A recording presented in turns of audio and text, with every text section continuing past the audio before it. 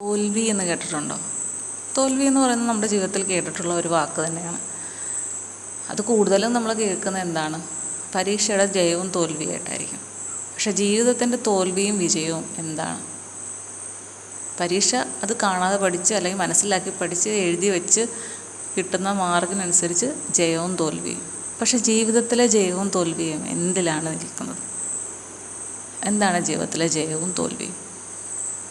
നമ്മുടെ ജീവിതം നമ്മൾ ഇഷ്ടപ്പെടുന്ന അല്ലെങ്കിൽ ആഗ്രഹിക്കുന്ന രീതിയിൽ,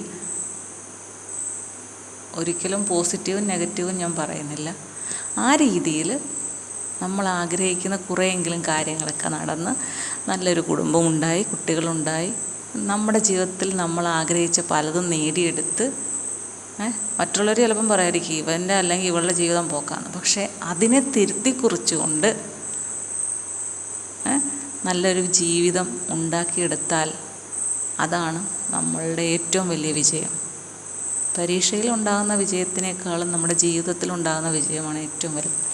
കാരണം ഇപ്പോഴത്തെ നമ്മുടെ ജീവിത സാഹചര്യങ്ങൾ അങ്ങനെ. ഇപ്പം BTech MTech കഴിഞ്ഞവർ എല്ലാം നല്ല നല്ല ക്വാളിഫിക്കേഷൻ ഉള്ളവരൊക്കെ തന്നെ മിക്കവാറും ഞാൻ TV യിൽ കാണാം, കൃഷി ചെയ്യുന്നവരുണ്ട്. അതൊരു മോശമാണെന്നല്ല, അവർക്ക് എന്താണ് അവിടെ കിട്ടുന്നത്? കൃഷിയിൽ നിന്ന് അവർക്ക് കിട്ടുന്നത് എന്താണ്? അവർക്ക് കിട്ടുന്ന അവരുടെ മനസ്സിനുണ്ടാകുന്ന സന്തോഷമായിരിക്കും ഏറ്റവും കൂടുതൽ. അവരൊരു പക്ഷേ പഠിത്തം കഴിഞ്ഞിട്ട് വലിയ വലിയ കമ്പനീസിൽ ജോലി ചെയ്തവരായിരിക്കാം, അല്ലെങ്കിൽ കേരളത്തിന് വെളിയിലോ രാജ്യത്തിന് വെളിയിലോ ഒക്കെ പോയി നല്ല സാലറിയിൽ ജോലി ചെയ്തിട്ടുള്ളവരായിരിക്കാം. പക്ഷേ അവിടെ നിന്ന് അവർക്ക് മനസ്സിന് സന്തോഷമായിരിക്കില്ല കിട്ടുന്നത്. കുറേ പ്രഷറുകളായിരിക്കും, മാനസികമായിട്ടുള്ള സമ്മർദ്ദങ്ങൾ. അപ്പോൾ അതിന് ഒരു പരിധിയില്ലാതാവുമ്പോൾ നമുക്ക് ചിലപ്പോൾ വളരെയധികം ഡിപ്രഷൻ ഉണ്ടാകും. ആ സമയത്ത് ചിന്തിക്കും, എടാ എൻ്റെ നാട്ടിൽ ചെന്നാൽ അല്ലേ, എൻ്റെ നാടിന് വേണ്ടിയിട്ട് ജോലി ചെയ്താൽ എനിക്ക് പലതും കിട്ടും, എൻ്റെ നാട്ടിൽ നിൽക്കാം എന്നത് ഒന്നാമത്തത്. പിന്നെ നാട്ടിലുള്ളവർ നമ്മൾ നല്ലവരെന്നൊന്നും മോശമൊന്നും പറയുന്നില്ല, നാട്ടിലുള്ളവരെ കാണാം, നാട്ടിലുള്ള ആഘോഷങ്ങളിൽ പങ്കെടുക്കാം. ഇത്രയും പഠിത്തമുണ്ടെന്ന് കരുതി ഞാൻ അങ്ങനെയുള്ള ജോലി ഇങ്ങനെയുള്ള ജോലി ചെയ്യുള്ളൂ എന്ന് വിചാരിക്കുന്നതാണ് തെറ്റ്. ഈ ജോലി ചെയ്താൽ കിട്ടുന്ന പണം അത് ഞാൻ എൻ്റെ തല എന്തോരം പോയിക്കുമ്പോൾ കിട്ടുന്ന പൈസയാണ്. അത്രയ്ക്കും ഭാരം അല്ലെങ്കിൽ സ്ട്രെയിൻ നമ്മുടെ തലച്ചോറിന് കൊടുക്കുന്നുണ്ട്, മനസ്സിനും കൊടുക്കുന്നുണ്ട്. അങ്ങനെ ഞാൻ കഷ്ടപ്പെട്ട് പണം സമ്പാദിച്ചാൽ ആ കിട്ടുന്ന പണം അനുഭവിക്കുവാനുള്ള ഒരു സമയം എൻ്റെ ശരീരത്തിനും മനസ്സിനും കിട്ടണമെന്നില്ല. ഞാൻ പെട്ടെന്ന് തന്നെ ഇങ്ങനെയാണെങ്കിൽ രോഗിയായി മാറും. ഒരു രോഗാവസ്ഥയിലേക്ക് വന്നു കഴിഞ്ഞാൽ പിന്നെ എന്തുണ്ടായിട്ട് എന്താ കാര്യം? ഇങ്ങനെയൊക്കെ ചിലർ ചിന്തിക്കാൻ തുടങ്ങുമായിരിക്കും. ആ സമയത്ത് ഇതൊന്നുമല്ല ജീവിതത്തിലെ സന്തോഷം. എൻ്റെ ഒരു കൺസെപ്റ്റ് എന്താണെന്ന് പറയുന്നത്, ഏറ്റവും വലിയ ഭാഗ്യം ചെയ്തവർ. ഗവൺമെൻറ് ജോലി കിട്ടുന്നതൊന്നും വലിയ ഭാഗ്യമാണെന്ന് ഞാൻ പറയുന്നില്ല. അതൊരു ആ ഗവൺമെൻറ് ജോലിക്ക് കുറേ ബെനിഫിറ്റ്സ് ഉണ്ട്. അതായത് നമ്മൾ പെൻഷനായി കഴിഞ്ഞാൽ വരുമാനമുണ്ട് അല്ലേ, പെൻഷനാകുമ്പം കുറേ കാശ് കിട്ടും, അതുകൊണ്ട് കുറേ കാര്യങ്ങൾ നടക്കാം. പിന്നെ മരണം വരെ നമുക്ക് പെൻഷൻ കിട്ടും. ഇതാണ് കൂടുതൽ പേർക്കും ഈ ഹൈലൈറ്റായിട്ട് തോന്നി അതിന് പ്രാധാന്യം കൊടുക്കുന്നത്. അതെന്തുമായിക്കൊള്ളട്ടെ, അതൊക്കെ ഓരോരുത്തരുടെ ഇഷ്ടം ഭാഗ്യം. പക്ഷേ ഇതൊന്നുമല്ല, നമ്മുടെ സ്വന്തം നാട്ടിൽ നമ്മുടെ വീട്ടിൽ നിന്ന് പോയി വരാൻ പറ്റുന്ന നല്ലൊരു ജോലി. ആ ജോലിയിലെ വരുമാനം കൊണ്ട് വീട്ടുകാര്യങ്ങളെല്ലാം നടക്കണം. എന്തെങ്കിലും ഒന്ന് സേവ് ചെയ്യാനുള്ള ഇത് വേണം. അത്യാവശ്യം നല്ലൊരു വീടും ഇച്ചിരി ചുറ്റുപാടും വേണം. വീട്ടിലെ സ്ത്രീ അല്ലേ, അതായത് ആ ഒരു പയ്യൻ വിവാഹം കഴിച്ചുകൊണ്ടിരുന്ന സ്ത്രീ, നമ്മൾ കാശ് കൊടുത്താൽ അത് വേണ്ട വിധത്തിൽ കൈകാര്യം ചെയ്യണം. അവർക്ക് വീട്ടിലിരുന്നു കൊണ്ട് എന്തെങ്കിലുമൊക്കെ ജോലി ചെയ്യാൻ ഉള്ള ഒരു മനസ്സുണ്ടാവണം. അതിൽ നിന്ന് എന്തെങ്കിലും ഒരു ചെറിയ വരുമാനം വേണം. വീട്ടിൽ നിന്ന് പുറത്തേക്ക് പോയി ജോലി ചെയ്യുന്നതിൽ ഞാൻ തെറ്റ് പറയുന്നതല്ല. പക്ഷെ നമ്മൾ പലപ്പോഴും നമ്മുടെ വീടുകളിൽ ഒരാളില്ലാത്തതിൻ്റെ കുറവ് പലപ്പോഴും ഉണ്ടാകാറുണ്ട്. ഇപ്പം അച്ഛനും അമ്മയും ജോലിക്ക് പോയി കഴിഞ്ഞാൽ ആ വീട്ടിൽ കുട്ടികളുണ്ടെങ്കിൽ കുട്ടികളും പഠിക്കാനായിട്ട് പോകുന്നു. പക്ഷെ തിരിച്ചു വരുമ്പോൾ അച്ഛനും അമ്മയും ഇല്ല വീട്ടിൽ. അവർ വീട്ടിൽ തനിച്ചാവുന്നു. അപ്പം വീട്ടിലൊരു ചെറിയൊരു താളം തെറ്റിലുണ്ടാവാൻ അതൊക്കെ മതി. വീട്ടിൽ ആൾ ഉണ്ടാവണം എപ്പോഴും. ഒരാളല്ലെങ്കിൽ മറ്റൊരാൾ ആ വീട്ടിലുണ്ടാകുന്നതാണ് ആ വീടിൻ്റെ ഒരു ഐശ്വര്യമായിട്ട് എനിക്ക് തോന്നുന്നത്. അല്ലാതെ വീടെല്ലാം അടച്ചു പൂട്ടിയിട്ട് വീട്ടിലുള്ളവരെല്ലാം രാവിലെ വെളുപ്പിനെ പോവും, രാത്രിയാകുമ്പോൾ തിരിച്ചു വരും. അതെന്താണ് ആ ഒരു ഇത് അല്ലേ?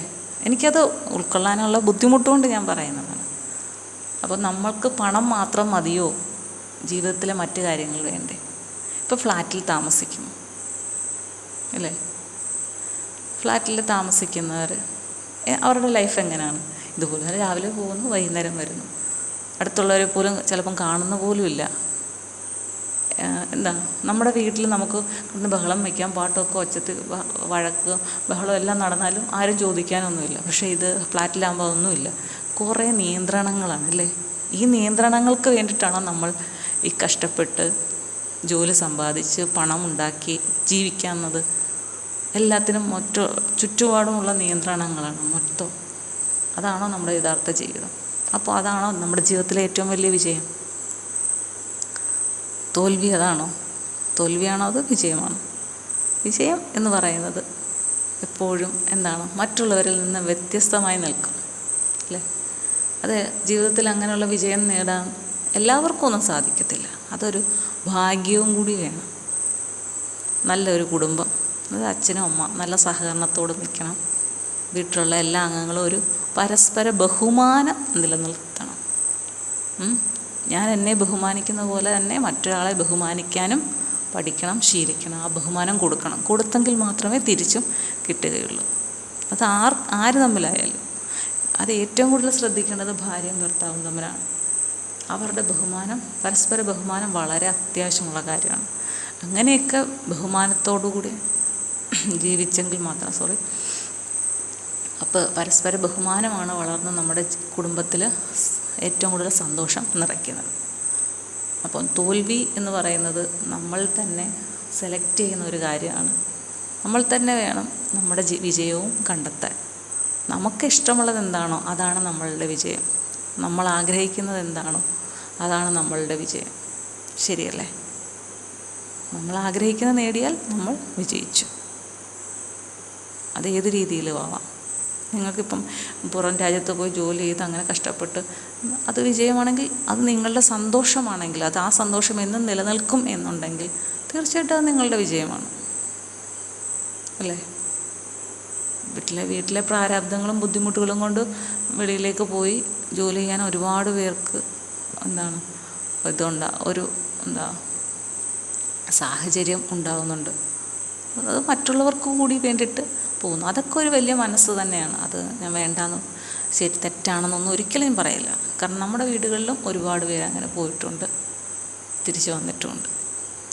അപ്പോൾ ജീവിത വിജയം അത് നമ്മൾ തന്നെ തിരഞ്ഞെടുക്കണം. നമ്മളാണ് നമ്മളുടെ ജീവിതത്തിലെ വിജയവും തോൽവിയും നിശ്ചയിക്കുന്നത്. ശരിയല്ലേ?